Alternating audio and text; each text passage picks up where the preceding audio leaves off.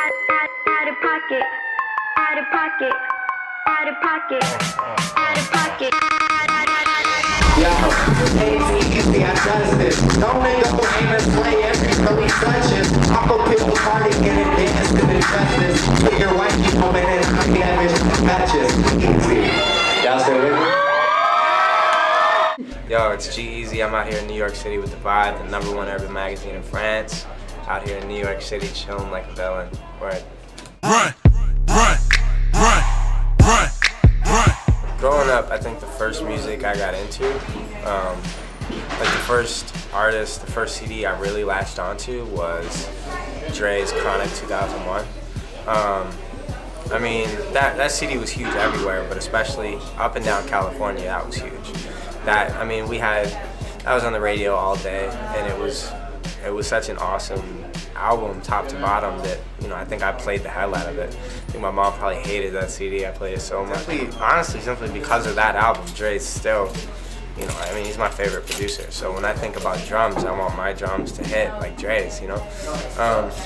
So I mean, I guess that's kind of a simple way to put it in a nutshell. I listen to a lot of 60s rock, and I listen to a lot of 90s hip hop. Nas is like my all-time favorite rapper, and I've probably played Illmatic about as many times as I've played 2001. I mean, obviously Biggie, and, you know, Tupac's whole discography. I definitely listen to the Beatles like all day. You know, I listen to a lot of Bob Dylan, I listen to a lot of Jimi Hendrix. Out of pocket, out of pocket. I started making beats in the 9th grade, and I started rapping around like the 9th or 10th grade, so I would just put two together. And yeah, I mean, I think I can remember like the first time I made a song, I was proud of that. I was like, you know, not too embarrassed to like burn it to a CD and give it to a girl in class and be like, yo, I'm a rapper, check this out. You know, so that, like, the whole idea intrigued me that I could do this at home and I could share it with friends and load it to my MySpace. But quite honestly, I hit a bigger breakthrough like a year and a half ago, when I feel like I kind of really found my voice and my style, and I kind of finally hit my stride.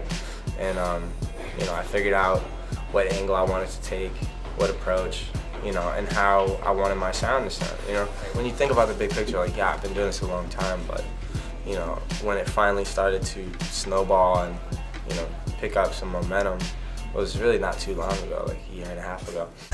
Run, big booty bitches back in. Run, big booty bitches back in. I did The Outsider about a little under a year ago now, and that was a project I spent, you know, around 6 months working on, and I really focused, and that kind of put me on some people's radars, you know, but I knew that I had to come back strong with another release really soon if I was gonna really be on people's radars, you know. So I immediately got to work on The Endless Summer, and I think that was received a little better, and I know that this record, it will be the biggest.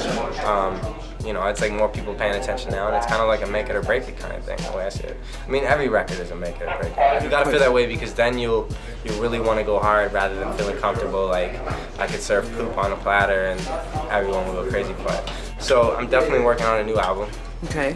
I don't have the title for it yet, so I'm not necessarily in a rush per se to get it done. You know, I really want to take my time and do it right, because I feel like no one has to know how long it takes you to make a song. Because once it's out, you know, it's out forever. That's a tangible, you know, it's a tangible piece of music that people, you know, could hear for years to come. It's a strange time we live in, because, you know, with the blogosphere being the approach that a lot of people take towards marketing and promoting their music, it's weird because you can get featured on a big blog, but you're only on the homepage for a few hours. You know, they write some new posts, and by then you're on the second, third page, whatever. You know, and you've got to make something quality so it sticks in people's minds. It's not like microwave music that's just hot for 15 minutes. So, you know, that's the goal. I want to make something that creates a lasting impact. And I don't really want to blow up overnight. You know, I'm not interested in that. I want to build up slowly this grassroots approach and develop a one-on-one relationship with my fans to care about my music, and hopefully I can make something that they connect with, that they remember forever. Out of pocket, out of pocket, out of pocket. I've done like 11 or 12 shows with Drake. I'm actually doing a couple shows with him in Cali on this tour that they're on with A$AP Rocky and Kendrick, so I'm excited for that. But yeah, I mean, I want to be Drake. You know, I want to That's be your at that goal? level. That's how I feel. Okay. I want to be Drake. I want to be Kanye. I want to be Jay. But ultimately, I just want to be able to do this forever. You know, I live and breathe this, and I'm definitely gonna give it my all, and I definitely intend on doing this for the rest of my life.